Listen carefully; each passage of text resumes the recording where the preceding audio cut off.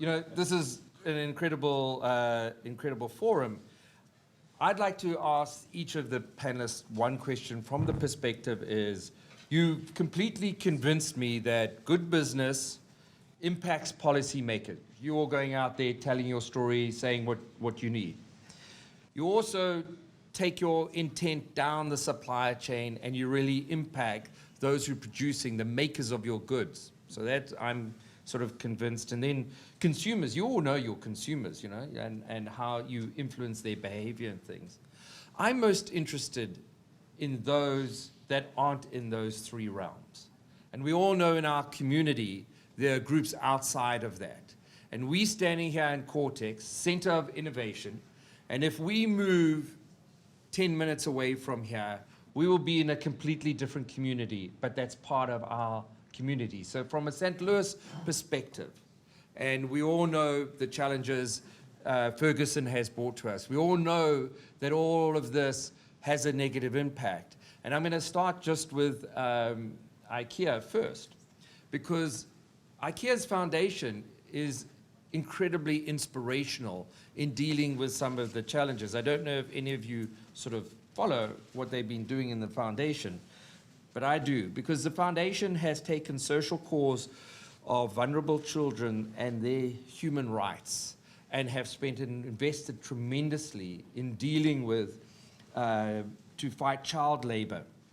And they've been recently awarded. In other words, their CEO and the head of their foundation links poverty and climate change. We all know climate change further impacts those in poverty. And in terms of the children, so I would ask sort of, how does a business, as opposed to the foundation, how do we include those that are clearly more negatively impacted by climate change on the everyday business side of things? In different ways. You can say that our company was founded by a very simple man in a small village in Sweden in times when not everything was perfect. And he had this idea that the many people with thin wallets should also be able to live a good life. And I think that that vision is the vision that drives us actually in every action we take or everywhere we are with a store, or with a factory. So if we take St. Louis as an example, when we recruit people to the store, we make sure to try to understand that we recruit everyday people who are truly interested in IKEA and in home furnishings. And we believe that by giving ordinary people jobs that can make them live a better life, actually is the most local way of helping a society. And then, of course, when we build, we make sure that to the extent that we can, it is sustainable. And you can actually mirror these actions very clearly towards IKEA Foundation and what they're doing. They're doing the same things in places and countries where people have less resources than they do in places where we build stores. But having been in China, for example, experiencing a store in China, it's the same idea. We try to act and take responsibility where we are, and we believe that by being there, by doing business, by employing people who live in the community, we make the biggest results, and we care for the planet the best way in doing it that way. So I think that is probably the most simple answer to how we link with IKEA Foundation. Good. Well, thank you. So, Elliot, smart cities. Again, Center of Innovation here. 10 minutes away, we have the digital divide. Huge, profound impact on the ability to address many of the challenges our communities have. We also know, coming back to transportation, in many cases our transportation system doesn't directly link where those in poverty live with the source of jobs and the impact on their daily life and the impact of single mothers. So how does, in your mind, the work you do, what you promote, really begin to have an impact on social sustainability in our communities and therefore economic and environmental? Sure. So kind of going back to what I discussed in my presentation, getting as much information out in the public space as possible, I think, is the best way to do that. Like you said, not everyone has access to a digital device or something like this to instantly gratify the need for that information. So getting more information into the public space and ensuring that it isn't spread to those areas, like you said, where it's just maybe the wealthy or the privileged. It needs to be citywide, and it needs to be spread out sustainably across that city to ensure that all those modes of transit are used. I know that there's a lot of programs for those that are underprivileged to get discounts on transit and things like this, but all of that information has to be exposed externally and in the public space in order for it to be utilized appropriately. And I think the more information that is out there, that's the only way to really empower and incentivize people to use systems that are created for sustainable purposes. Okay. Nestle. Healthy foods, clearly going to be critical to the future as we move forward. And we know, again, the idea of the food desert. I don't know if there's a pet desert food challenge, but I don't have pets, so there could well be. But think generally of the broad initiative. How do we actually begin to distribute healthy foods to our communities more widely and fight the issues of obesity, etc.? Yeah, so obese pets is actually a big challenge. Pet food is food, and actually Nestle Purina is the largest user of soy and corn and meat and seafood in all of Nestle. So we have a big stake in making sure that our supply chain is healthy, that the ingredients that we receive are high quality, are consistent. What we receive is a consistent supply going into the long run and into the future. So we want to make sure that there's a healthy environment to support the production of these healthy crops. How do we get food out to poor people? At Purina, it's more focused on pets, and we do a lot of donating to pet welfare organizations and shelters to try to make pets look their best so that they are more adoptable. We have a program called Pet Finders, which is a website, which is the largest website to connect shelter pets with people who want to adopt them. We teach photography techniques to shelters so that they can photograph the pets that go online so that they look their best and people can envision that pet in their family better than just a poor animal behind bars who looks emaciated. They're healthy, they're active, and they look like they're ready for a family, which they are, and that's what we try to promote. Nestle is the largest food beverage company in the world, and so there are a lot of programs within Nestle to try to empower people to be more self-sufficient, to try to make smallholder farmers more productive, and in that way get better livelihoods and be able to participate better in the global society, have better incomes, and produce better crops for us. So there are a lot of programs throughout the Nestle network related to this. Just as an aside, are there vegetarian pets? Now, this is not a simple question, but if you think of the number of pets around the world and they're all meat producing, and that translates into CO2 production. So is there an entire new strain of pets that are vegetarians? Well, I have to say that all of our diets are complete and balanced. We have 400 scientists, pet nutrition scientists, in centers around the world that put these formulas together. We do use byproduct, which is organ meat, or it's meat that has high nutrition and high flavor content, but that people choose not to eat. But when you talk sustainability, if we weren't using that byproduct for pet food, a lot of it would go to waste or go to sub uses that aren't as useful as providing them in feed to pets. So that is an important part of what we do.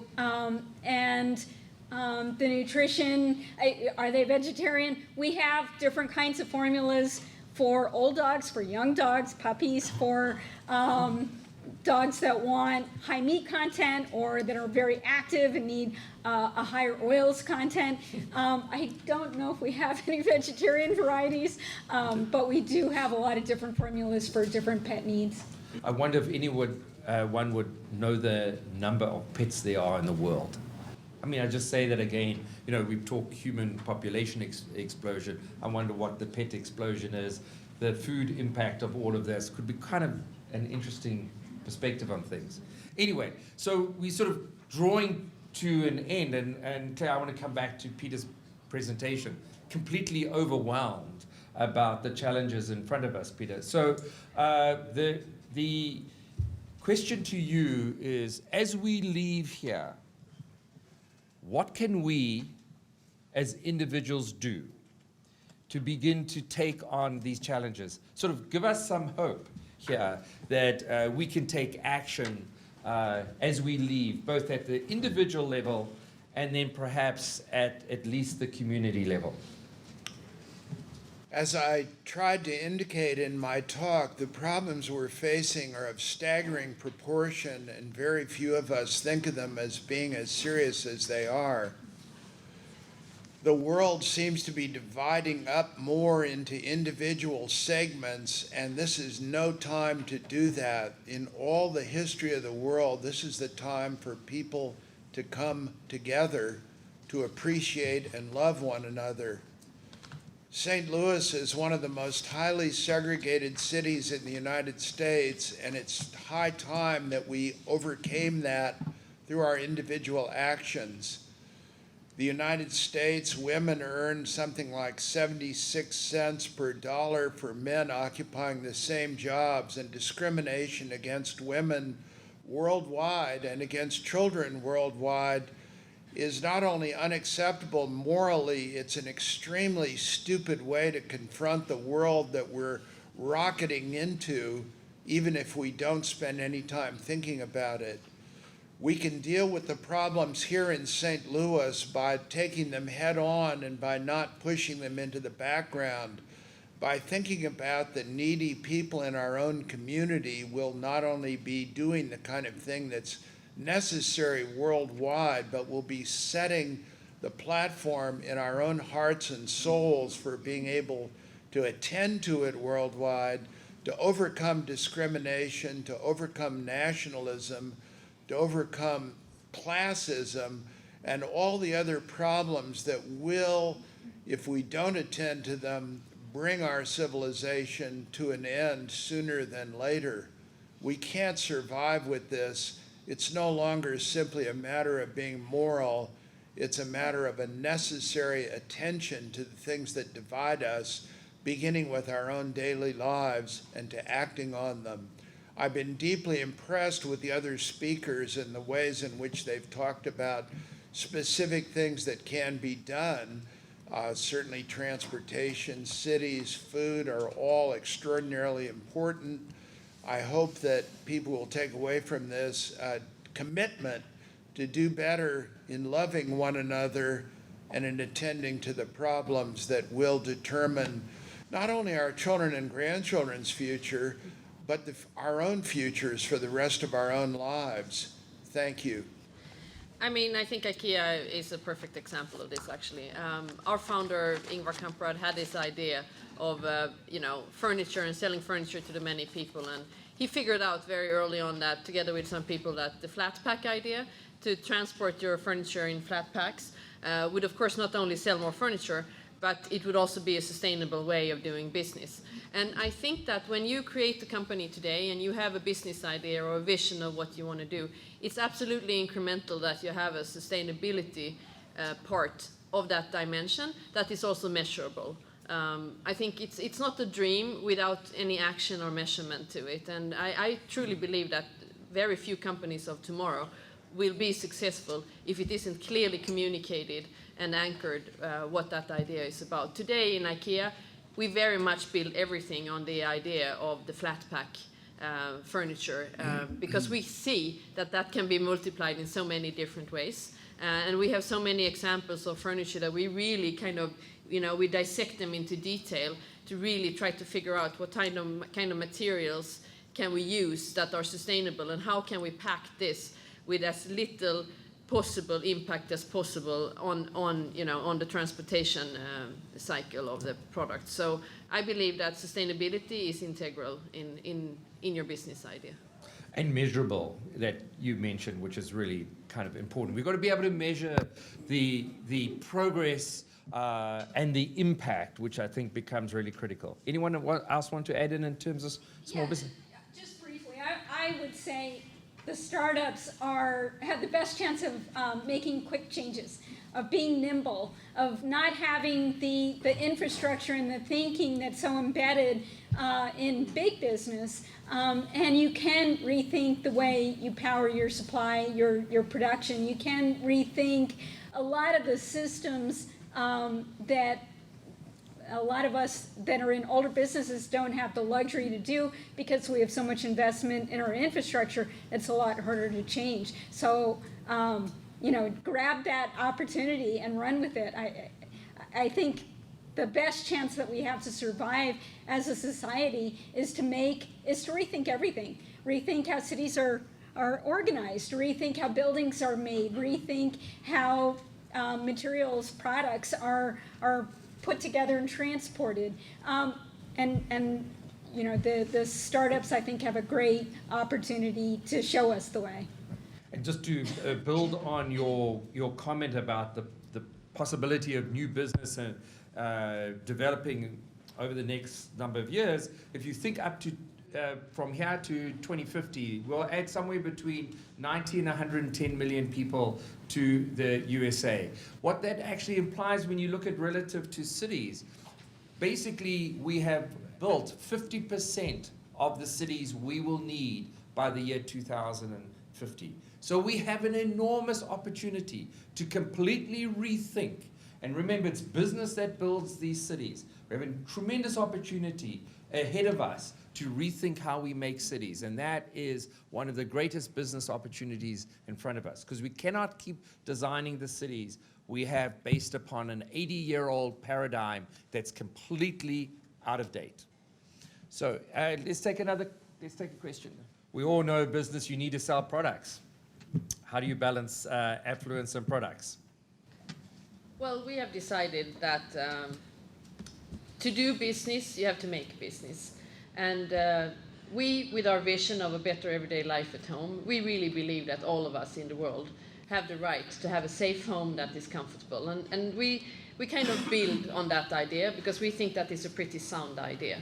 Then, of course, when you sell something, you also have to pay back to society to make sure that what you sell is not only sustainable, but makes sense for future generations. And today at IKEA, I think with the actions that we take, both through all our sustainability investments that are quite significant, we speak billions of dollars here per year, and also the work that we do through IKEA Foundation, which is also growing very rapidly. We are today the biggest private donator to UNICEF, for example.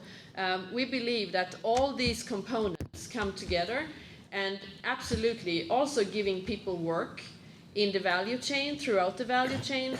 I mean, in IKEA, purely IKEA co-workers today is around 150,000 people that we supply with money and with a life, to live a good life with their families and children. So it's a circle. I mean, it is really a circle, and that circle has to have an end. So you can go to bed and feel good, also being a leader in a big global consumption company. I think, can I add interest? I've been watching for a number of years IKEA's idea of the flat pack house emerge. So furniture moving into houses become really interesting, because what size house should we be building for 9.6 billion people? How should we begin to conceive of life? It moves beyond just furniture into actually thinking of what your community will be, and the idea of what will the neighborhood be. And the flat pack house has been an interesting thing as you emerge, but it's still the single family house. And whether that can accommodate the 9.6 billion by 2050, I think is going to be an interesting question for you all. So, Diane, were you going to add to that? Oh, I was just going to talk about overconsumption of food. And in this country, obviously, we do have a big problem with obesity. And Nestle has been doing a lot of work trying to right-size the amount of food in different packages, trying to put more consumer guidance on the package to help people know what is the appropriate nutritional levels and calorie levels that they should be consuming. There's a certain amount of personal responsibility too for people to use candy as a treat and not overindulge, or to, you know, take the right proportion of meat, grains, vegetables, the things that they should have in a healthy diet, and to not overindulge in one part of the plate over the others, and not overindulge overall. So, you know, that holds for pets too. We'll do our part, and there's a certain responsibility on the consumer side as well. Okay, I'd like to end off. Thank you all very much for attending.